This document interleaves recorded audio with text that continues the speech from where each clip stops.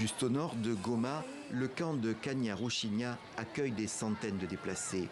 Ils viennent pour la plupart des territoires de Masisi et Rutshuru, à l'est et au nord de la capitale provinciale.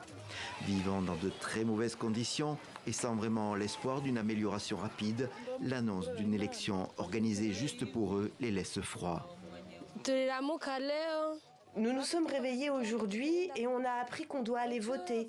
Mais il y a la guerre dans le Rutshuru, le Masisi, à Kibumba. Les autorités devraient avoir pitié de nous.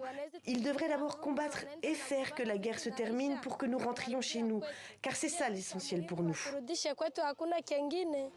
La CENI, la commission électorale indépendante, vient de fixer au 5 octobre prochain la tenue de législatives dans ces territoires, mais aussi à Kwamut, au nord-est de Kinshasa, une ville également en proie à des violences.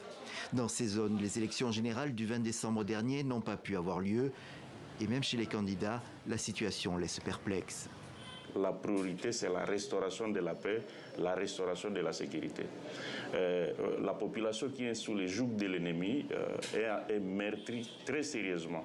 Nous publions, nous, les calendriers. Oui, nous sommes toujours prêts pour les élections, mais ce que nous attendons davantage, c'est vraiment la restauration de la paix. Du côté de la société civile, à Goma, certains font quand même preuve d'optimisme.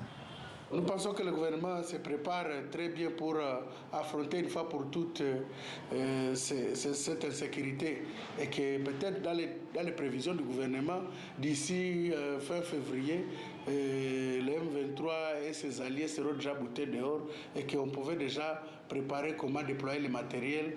C'est possible si le gouvernement y met tout son sérieux parce que tout le nécessaire est déjà là. Ce jeudi matin encore, les jeunes patriotes d'autodéfense locale, dénommés les Wazalendo, se sont affrontés aux rebelles du M23 dans le Massissi. Selon la population, les troupes de la SADC, la communauté de développement d'Afrique australe, déployées dans l'est du pays, ne sont pas encore entrées en action.